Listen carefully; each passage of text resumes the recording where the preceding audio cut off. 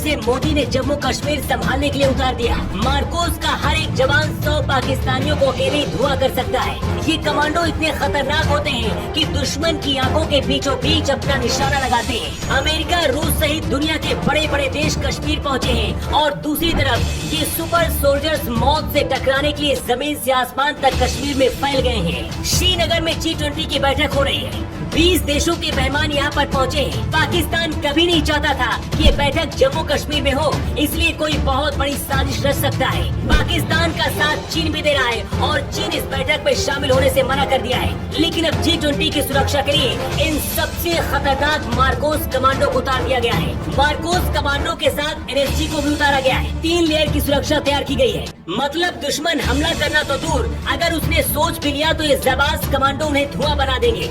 G20 की बैठक में क्या होने वाला है, उससे पहले इन कमांडो के बारे में आपको जान लेना चाहिए। मार्कोस कमांडो बनने से पहले हर जवान को मौत और नर्क के दरिया को पार करना पड़ता है। 95% जवान इस दरिया को पार ही नहीं कर पाते हैं और बाकी के जो 5% बचते हैं उनमें से कुछ मार्कोस कमांडो बनते हैं। इन मार्कोस कमांडो को भारत का नेवी सील्स कहा जाता है। इन्हें भारतीय नौसेना के लिए तैयार किया जाता है, लेकिन ये जमीन आसमान में कहीं भी दुश्मन से लोहा लेने के लिए ट्रेन होते हैं। मार्कोस कमांडो की ट्रेनिंग अमेरिकी नेवी सील्स की तरह होती है। मार्कोस फोर्स में फिलहाल 1200 कमांडो है।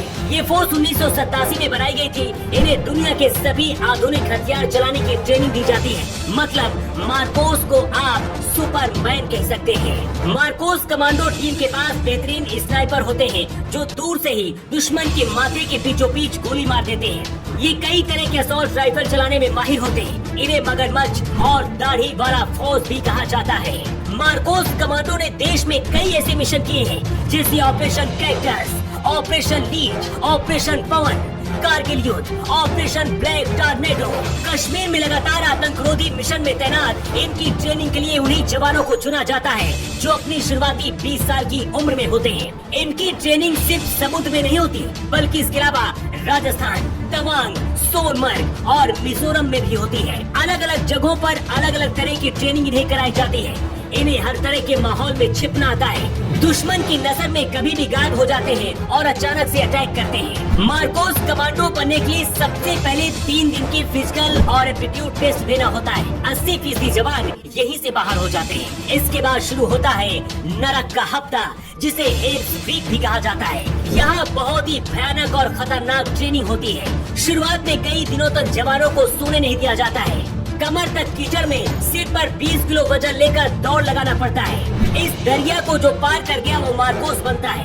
अब आप समझ गए होंगे कि आखिर मोदी शाह ने G20 की सुरक्षा के लिए मार्कोस कमांडो को ही क्यों उतारा है। श्रीनगर में G20 समिट हो रही है। यहाँ पर दुनिया के 20 देश शामिल हो रहे हैं। भारत, पाकिस्तान और दुनिया के और बाकी देशों को संदेश देना चाहता है कि कश्मीर अब सिर्फ भारत का है और अगर पाकिस्तान इसके बारे में सोचेगा तो POK भी अब छीन लिया जाएगा। इस बात का डर था कि आतंकी कोई हमला कर सकते हैं, लेकिन जब आतंकियों को इस बात का पता चला कि यहाँ पर चप्पे चप्पे पर मार्कोस कमांडो की नजर है, तो कश्मीर से ये आतंकी भी गायब हो गए। अगर गलती से भी कोई आया तो उसे मार्कोस कमांडो धुआं बना देंगे।